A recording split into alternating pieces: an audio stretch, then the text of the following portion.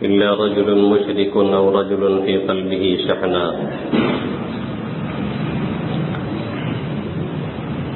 وعن علي رضي الله تعالى عنه قال قال النبي صلى الله تعالى عليه وسلم ينزل الله تبارك وتعالى إلى السماء الدنيا فيقول ألا هل من مستغفر فاغفر له ألا هل من مسترزق فارزق له ألا كذا حتى يطلع الفجر أو كما قال عليه الصلاة والسلام. میرے محترم بزرگوں اور دوستوں، میرے غیور نوجوان ساتھیوں،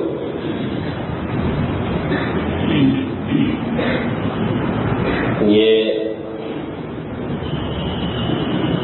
شعبان کا مہینہ چل رہا ہے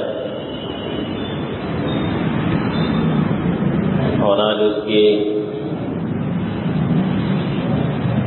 کتنی تاریخ؟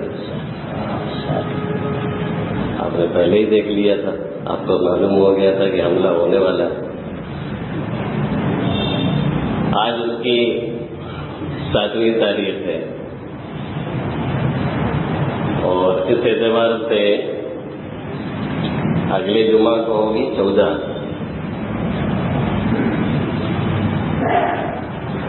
اس مہینے کی بھی فضائل ہے اور اس مہینے میں خاص طور سے ایک رات جسے مختلف ناموں سے علماء کرام اور فقہاء اعظام کے یہاں یاد کیا گیا ہے، اسے لیلۃ مبارکہ بھی کہا گیا ہے، لیلۃ الصدق بھی اسے کہا گیا ہے، لیلۃ البرات بھی اسے کہا گیا ہے، اور ہمارے عرف عام میں عام طور پہ اسے شب برات کے نام سے لوگ جانتے اور یاد کرتے ہیں. اور یہ شب برات کا لفظ یہ مجموعہ ہے، شب ہے فارسی اور برات ہے عربی، دونوں کو ملا دیا گیا ہے. شب کے معنی آپ جانتے ہیں یہ رات کے ہیں، اور برات کے معنی ہے بری ہونا، پاک ہونا، ذمہ داری سے سبکدوش ہونا. اس میں چونکہ انسان اس رات میں جب اللہ کے حضور حاضری دیتا ہے اور اس سے مناجات کرتا ہے، اس سے دعائیں مانگتا ہے، تو پھر عام طور پر اللہ اسے بری کر دیا کرتا ہے، گناہوں سے پاک کر دیا کرتا ہے، جہنم سے نجات کا پروانہ اسے مل جایا کرتا ہے. اس لیے اسے عرف عام میں اور ہماری عام زبان میں شب برات کے نام سے جانا جاتا ہے. کچھ لوگ ایسے بھی آپ کو ملیں گے اور ملتے ہیں جو کہتے ہیں اس رات کی کوئی اہمیت اور حقیقت نہیں. ایسے بھی ملتے ہیں جو کہتے ہیں اس رات کی کوئی فضیلت نہیں ہے. شاید انہیں پتہ ہی نہیں ہے کہ فضیلت کیا ہوتی ہے، اس لیے وہ اس فضیلت کا انکار کر بیٹھتے ہیں. بہت سے بیچارے سعودی ریٹرن ہوتے ہیں تو کہتے ہیں وہاں پہ یہ کام تو نہیں ہوتا ہے. اب اگر آپ کا معیار یہی ہے کہ سعودی میں کوئی کام ہوتا ہے تو وہ صحیح ہے، اور اگر نہیں ہوتا ہے تو وہ غلط ہے، تو سعودی میں بار کلب کھل رہا ہے، کیا وہ صحیح ہے؟ سعودی میں ڈانس کی جگہیں کھل گئی ہیں، کیا وہ صحیح ہے؟ مدینہ تک میں، مدینہ کی حدود میں اس کو کھولنے کی تیاری چل رہی ہے، کیا وہ کام صحیح ہے؟ عیاشیوں کے اڈے قائم کیے جا رہے ہیں، کیا وہ صحیح ہے؟ اور پورا ایک نقشہ تیار کیا گیا ہے، الگ سے ڈیزائن دیا گیا ہے جسے دریا کے کنارے پر بسانے کے لیے.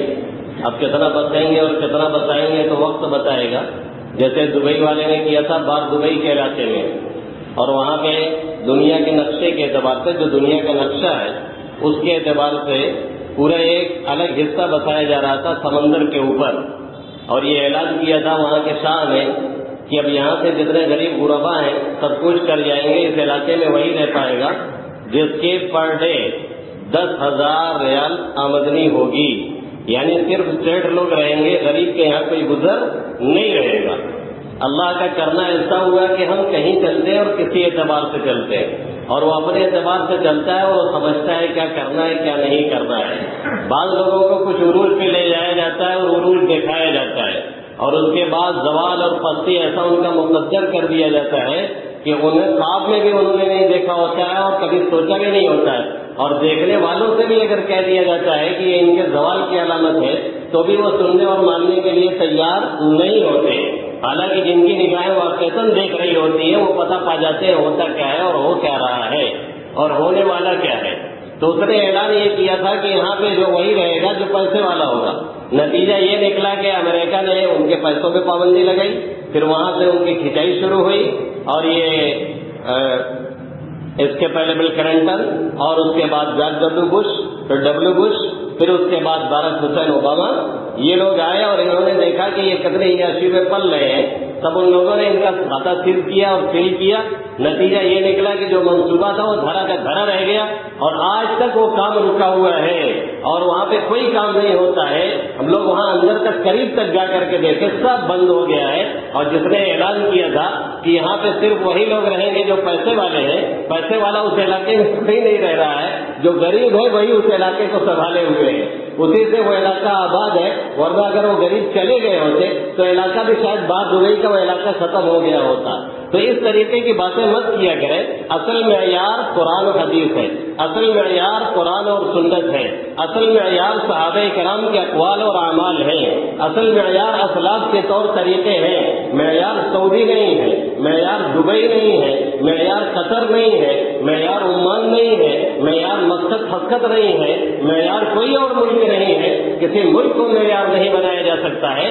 ہماری شریعت کا معیار قرآن و حدیث ہے، ہماری شریعت کا معیار قرآن و سنت ہے۔ ایک صاحب کو صحابہ کرام کے بارے میں اعتراض ہو گیا، اب بڑے مقرر ہیں، نامور ہیں، انہوں نے ایک مولانا کو خط لکھا، پھر انہوں نے جواب لکھا، انہوں نے پھر خط لکھا، پھر انہوں نے جواب لکھا، پھر انہوں نے کوئی اعتراض کیا، کبھی حضرت معاویہ رضی اللہ تعالیٰ عنہ پہ، کبھی حضرت مغیرہ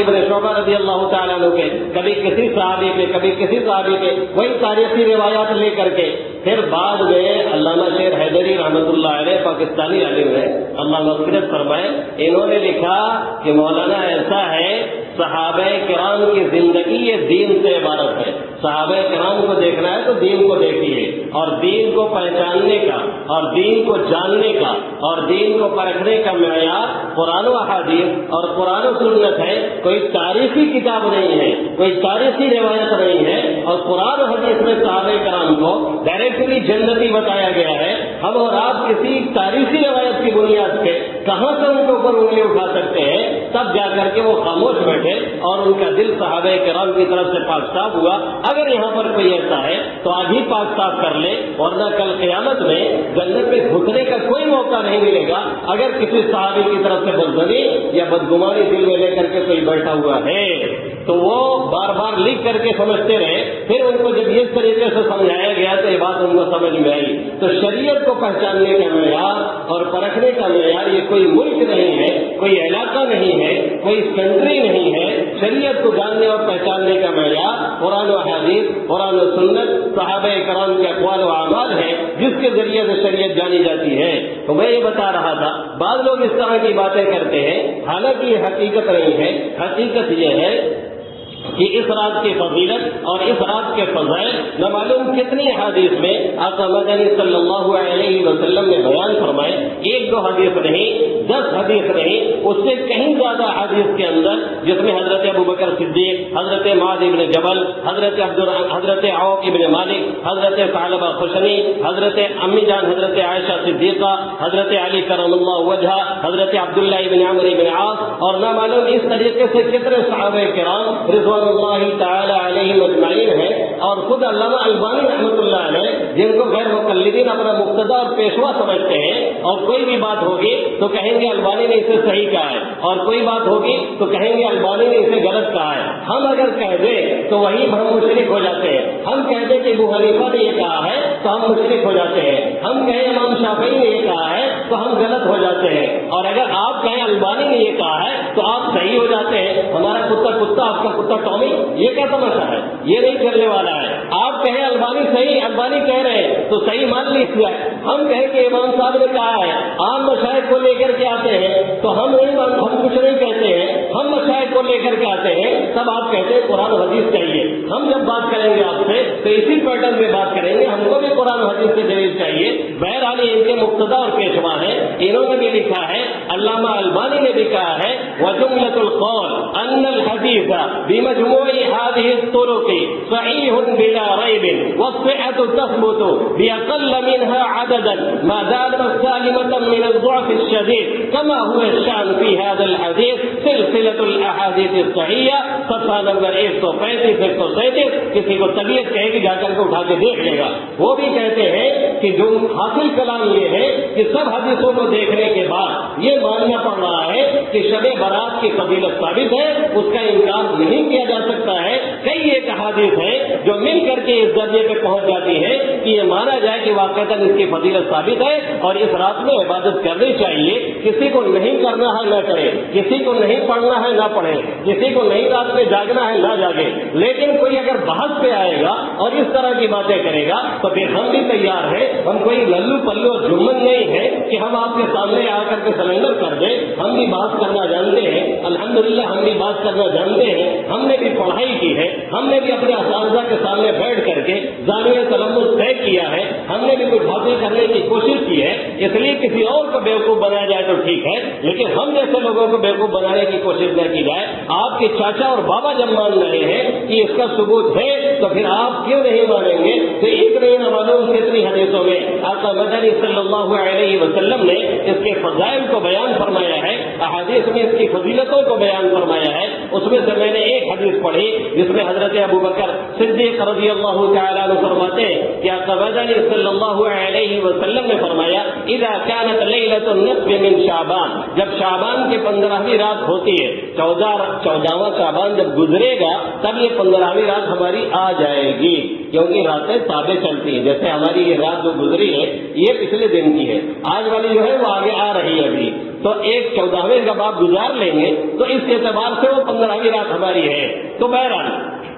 اب حضرت ابوبکر صدیق رضی اللہ تعالیٰ عنہ فرماتے ہیں کہ آقا مدنی صلی اللہ علیہ وسلم فرما رہے ہیں کہ جب شعبان کی 15ویں رات ہوتی ہے اللہ رب العزت سمائے دنیا کی طرف نزول کرتا ہے, اس کے خاص رحمت متوجہ ہوتی ہے. فیغفر لکل شیء, حضرت ابو موسیٰ اشعری فرماتے ہیں فیغفر لجمیع خلقی, تو اللہ کے حبیب صلی اللہ علیہ وسلم نے فرمایا کہ تمام لوگوں کی مغفرت کر دی جاتی ہے الا رجل مشرک او رجل فی قلبہ شانا, ہاں مگر اس شخص کی مغفرت نہیں ہوتی جو مشرک ہے, جس کے اندر شرک بھرا ہوا ہے, جو قبروں سے مرادیں مانگتا ہے, جو جا کر کے وہاں پوجا کرتا ہے. اور جیسے ایک پاکستانی نے فرضوں کہا کہ یار ہم بھی کسی زمانے میں قبر کی پوجا کرتے تھے, قبر کی مٹیاں چاٹ چاٹ کے ہمارا میدا ہی خراب ہو گیا تھا, تو اچھا ہوا جماعت والے مل گئے کہ ہم کو سورہ اطمینان آ گئی, قل هو اللہ آ گئی, نماز پڑھنے کا طریقہ آ گیا. نہیں تو ہم سمجھ رہے تھے کہ یہ قبر سے سب کچھ ملتا ہے اور اسی کی مٹیاں چاٹ چاٹ کر کے ہمارا میدا بکھر گیا تھا.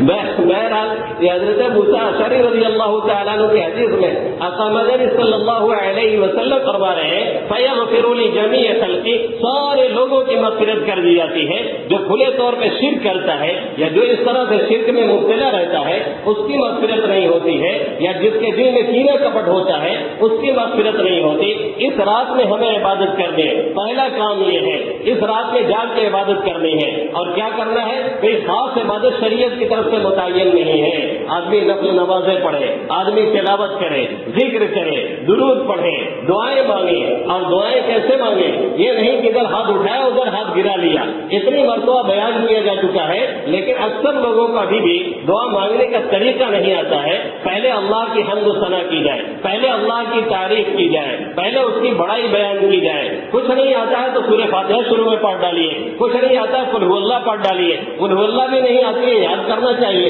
تو کم سے کم سبحان اللہ تو آتا ہے, الحمدللہ تو آتا ہے, اللہ اکبر تو آتا ہے. یہی کچھ مرتبہ کہہ ڈالا ہے, اللہ کی حمد و ثنا ہو گئی. اس کے بعد آقا مدنی صلی اللہ علیہ وسلم پر درود بھیجا جائے, اور اس کے بعد پھر اپنے گناہوں سے معافی مانگی جائے, پھر امت کے لیے معافی مانگی جائے, گھر خاندان والوں کے لیے معافی مانگی جائے، اپنے والدین کے لیے خصوصی طور سے پھر دعائیں مغفرت وغیرہ کی جائے، اور اس کے بعد پھر اپنی حاجات اپنے رب کے سامنے پیش کی جائے، پھر اس کے بعد اسی درود وغیرہ پہ اپنی دعا کو ختم کیا جائے۔ یہ طریقہ ہے اللہ سے مانگنے کا۔ بہت سے ایسے آپ کو ملیں گے، ہم کو اور آپ کو ملیں گے، جو یہ کہیں گے دعا سے کیا ہوتا ہے۔ ان سے ایک چھوٹا سا سوال یہ ہے، اگر دعا اتنی ایزی ہے اور دعا اتنی آسان ہے اور دعا اتنی ہلکی ہے کہ اس میں کوئی محنت نہیں رکھتی اور اس سے کچھ ہوتا جاتا نہیں ہے، تو سوال یہ ہے کہ 10 منٹ آپ بھی مانگ کر کے دکھا دینا، آپ بھی آئے مسجد میں بیٹھ کر کے مانگے نا۔ آخر کوئی محنت تو لگتی ہے تبھی تو لوگ کترا رہے ہیں، آخر کچھ ہوتا ہے تبھی تو لوگ بھاگتے رہتے ہیں، کوئی نہیں مانگتا ہے۔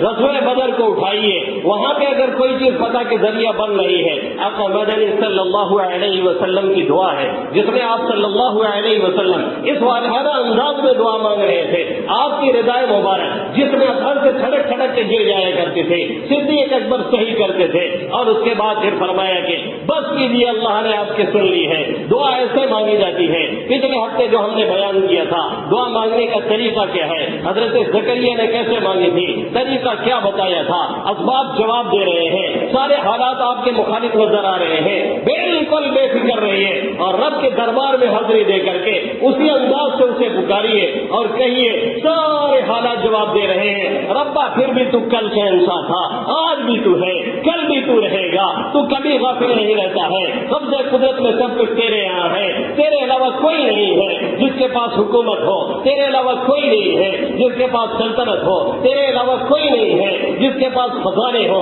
تیرے علاوہ کوئی نہیں ہے جو کسی کو حاکم بنائے، تیرے علاوہ کوئی نہیں ہے جو کسی کو تخت سے اتارے، تیرے علاوہ کوئی نہیں ہے جو کسی کو عزت کی بلندیوں میں لے جائے، تیرے علاوہ کوئی نہیں ہے جو کسی کو ذلت میں گرنے سے روکے۔ یاد رکھیں کل بھی اس طرح سے لوگوں کو اقتدار ملا تھا۔ اگر کوئی یہ سمجھتا ہے یہی اقتدار کے مالک ہمارے نفع نقصان کے مالک ہے، پھر ہمارا اور آپ کا ایمان کمزور ہے، ہمیں جائزہ لینے کی ضرورت ہے۔ فرعون تھا، اس کا وزیر حامان تھا، آج وہی فرعون اور اس کے وزیر موجود ہیں، اور یاد رکھیں کل وہی شہنشاہ رب العالمین تھا، آج بھی وہ ہے اور کل بھی وہ رہے گا۔ اس لیے اسی کے دربار میں جا کر کے یہ یاد رکھا جائے، لا تقنطوا من رحمت اللہ، اس کی رحمت سے مایوس ہونا نہیں۔ پھر یہ یاد رکھا جائے جسے چاہتا ہے نفع پہنچاتا ہے، جسے چاہتا ہے نقصان پہنچاتا ہے۔ وما هم بضارين به من احد الا باذن اللہ، کوئی کسی کو نقصان پہنچانے والا نہیں جب تک رب کی اجازت نہ ہو، جب تک اس کی مشیت نہ ہو،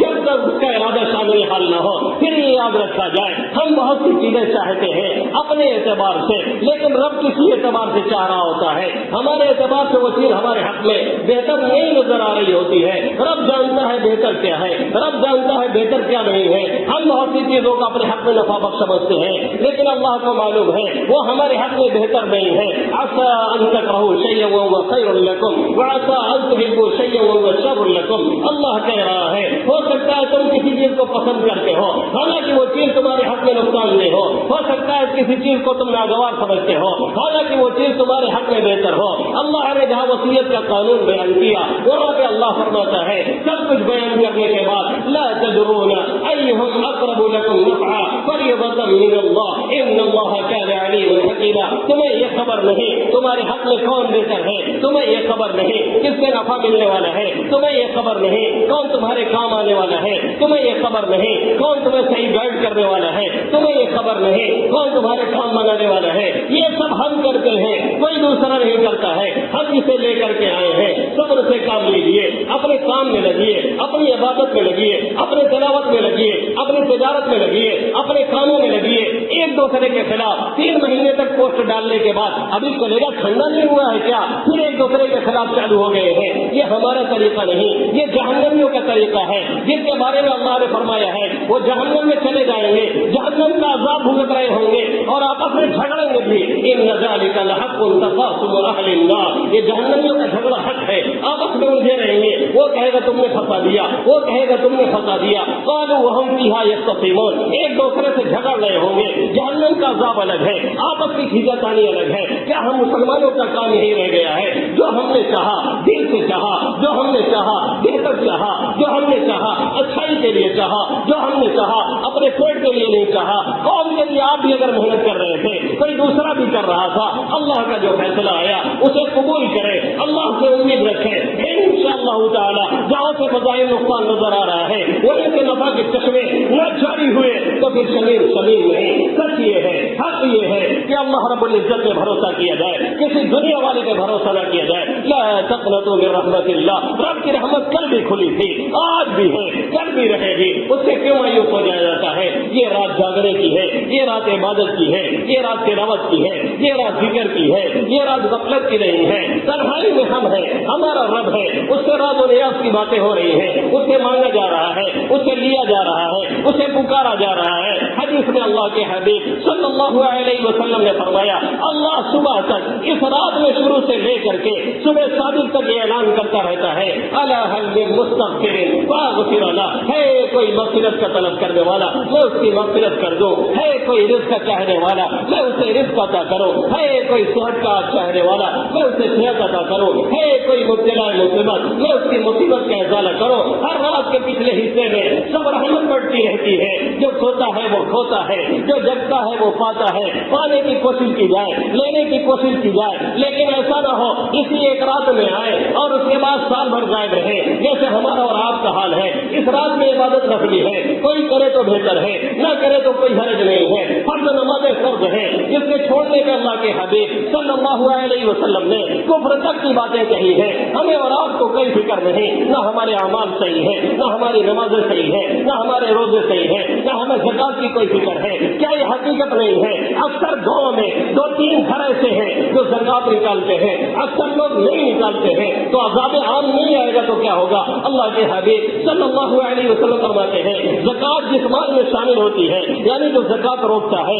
اللہ رب العزت اس مال کو برباد کر دیتا ہے، پورے علاقے کو تہس نہس کر دیتا ہے، قحط نازل ہوتا ہے، ظالم حکمراں مسلط ہوتے ہیں۔ اعمال صحیح کیجیے، دوسروں کو بلا بلا مت کہیے، اعمال صحیح کیجیے، اپنے بھائیوں کو مت کھیچیے، اعمال صحیح کیجیے، دوسروں کی تانے مت پکڑیے، اعمال صحیح کیجیے، دوسروں کے چکر میں مت رہیے۔ کیا ہم نے اور آپ نے وہ جملہ نہیں سنا جو اللہ والوں کے بارے میں کسی نے کہا ہے، اذا فقدوا آمالهم تفقدوا اعمالهم، اللہ والے جب اپنی کوئی آرزو کھو دیتے ہیں، جب اپنی کوئی چاہت کھو دیتے ہیں، جب کچھ چاہتے ہیں اور اللہ اس کے خلاف کرتا ہے، تفقدوا اعمالهم، وہ اپنے اعمال کا جائزہ لیتے ہیں، ہم میں کہاں کمی ہے، ہم میں کہاں نقص ہے، کہاں گڑبڑ ہوا ہے۔ یہ زندہ قومیں ہمیشہ اپنا محاسبہ کرتی ہے، زندہ دل انسان ہمیشہ اپنا محاسبہ کرتے ہیں۔ کم ظرف لوگ اور گڑبڑ لوگ اور جن کی راہیں صحیح نہیں اور جن کے پاؤں میں سب نہیں اور جو حالات سے ٹکرانا نہیں جانتے ہیں، وہ دوسرے کو ذمہ دار بتاتے ہیں، اس نے یہ کر دیا، اس نے یہ کر دیا، اس نے گڑبڑ کر دیا،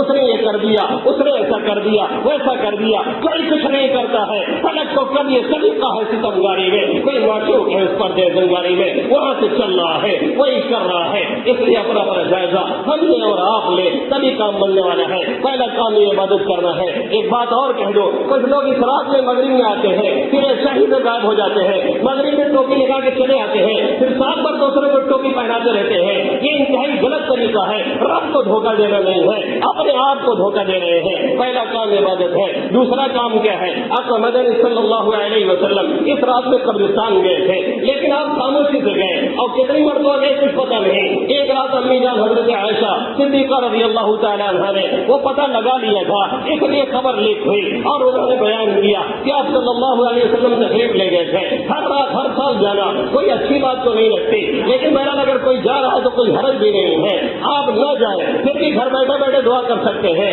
سال میں ایک مرتبہ جانا ہے، ہر ہفتے جانے کا حکم ہے جس میں آقا مدنی صلی اللہ علیہ وسلم نے فرمایا ہر ہفتے جایا کرو، وہاں جا کر کے پڑھا کرو، دعائیں مغفرت کیا کرو، یاد کیا کرو ہمیں بھی یہی آنا ہے۔ اب میں سے اکثر لوگوں کا حال یہ ہو چکا ہے، سال بھر نہیں، وہ قبرستان جانا ہی بھول چکے ہیں۔ قبرستان وہ تبھی جاتے ہیں جب ان کا انتقال ہوتا ہے، لوگ اٹھا کر کے لے کر کے جاتے ہیں۔ یہ بات اچھی نہیں ہے، یہ ہمارے اور آپ کے لیے بہتر طریقہ نہیں ہے۔ انتہائی غفلت کی بات ہے کہ زندگی پوری گزر جائے اور ہم کبھی قبرستان میں جا کر کے دیکھیں جہاں ہمیں جانا ہے، جہاں آپ کو جانا ہے، سبھی کو جانا ہے۔ بہرحال آقا مدنی صلی اللہ علیہ وسلم طرح تشریف لے گئے۔ اگر کوئی جانا چاہتا ہے خاموشی سے تنہائی مل جائے، اگر بہت ڈر لگ رہا ہے ایک دو لوگوں کو ساتھ لے لیا جائے۔ یہ جو گاؤں میں طریقہ ہے، جا کر کے ہنگامے کرتے ہیں، پتہ ہی نہیں چلتا ہے کہ جا رہے ہیں دعائیں مغفرت کرنے قبرستان جا رہے ہیں یا کہیں دعوت میں نکلے ہیں، چلا تو ہو آواز تو ہو چلا تو ہو، ایک لاٹھی لے لیا اور اس کے بعد پورا مجمع بنا لیا، اب پہنچے وہاں بھی بڑبڑا رہے ہیں، وہاں بھی بات کر رہے ہیں، وہاں بھی چٹکلے چھوڑ رہے ہیں۔ قبرستان کے کھلکھلا کے ہنسنا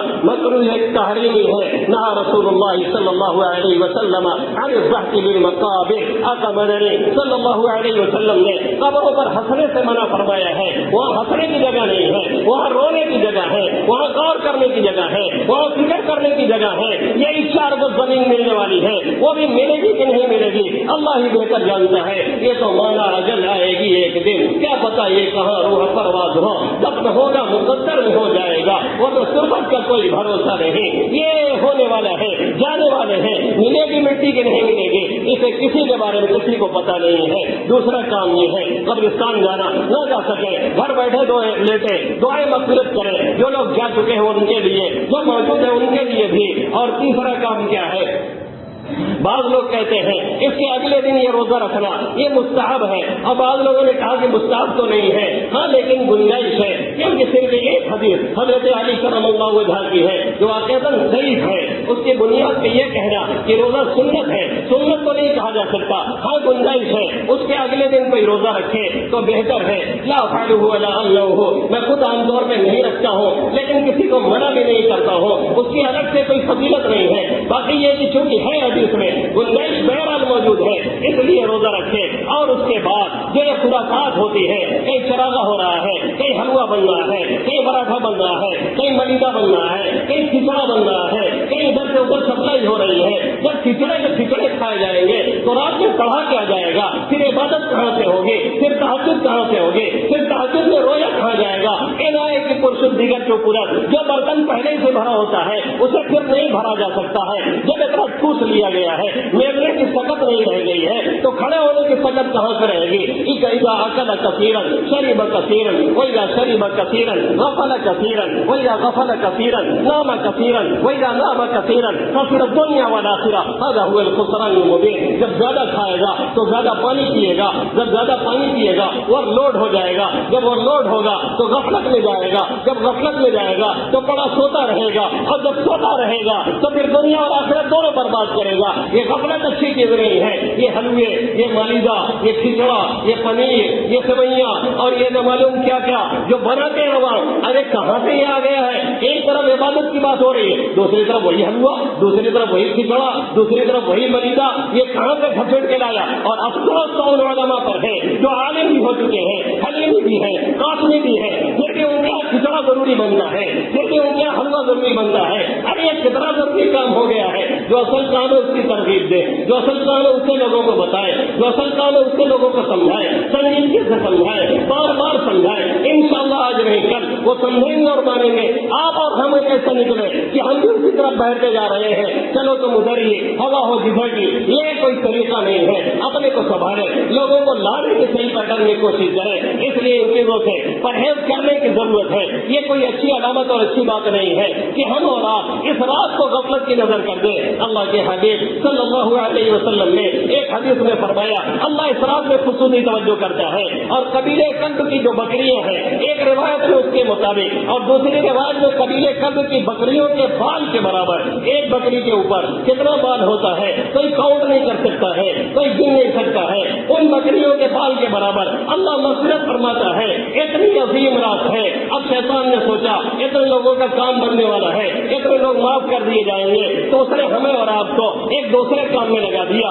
کوئی کھچڑا بنا رہا ہے، کوئی حلوہ بنا رہا ہے، کوئی ملیدہ کھا کر کے کہا رہا ہے، الٹا پڑا ہوا ہے۔ اب ایسے میں عبادت ہی نہیں ہو رہی ہے، تلاوت ہی نہیں ہو رہی ہے، تنہائی میں جائیں، غفلت کو چھوڑیں، ہم اور آپ یہ عہد کریں انشاءاللہ تعالی اپنی زندگی میں چیلنج لانا ہے، اس رات کی قدر کرنا ہے، ایک دوسرے کو ذمہ دار ٹھہرانے کے بجائے اللہ رب العزت کے سامنے حاضر دے، اس سے لا لگائے اور اس سے مانگے۔ یہ مانگنے کی رات ہے، یہ پکارنے کی رات ہے، یہ لینے کی رات ہے، یہ تنہائی میں جا کر کے اس کے سامنے حاضری دینے کی رات ہے۔ ہم میں سے بہت سے لوگ پڑھتے تو ہیں لیکن باقاعدہ جماعت بنا کر کے باقاعدہ جماعت میں نماز کرتے ہیں، یہ بھی غلط طریقہ ہے۔ ایک ہم رہیں اور ہمارا رب رہے، یہ نہیں نفل عبادت ہے، اس میں تنہائی بہتر ہے، اور جو فرائض اور واجبات ہے اس میں جماعت اور جمگٹا بہتر ہے جیسے یہ جماعت ہوتی ہے، ورنہ نوافل میں جتنی تنہائی رہے اتنی بہتر ہے، ہمیں ہمارا رب ہے اس سے راز و نیاز کی باتیں ہوتی رہے۔ یہ 3-4 کام ہیں جو اس رات کے کرنے کے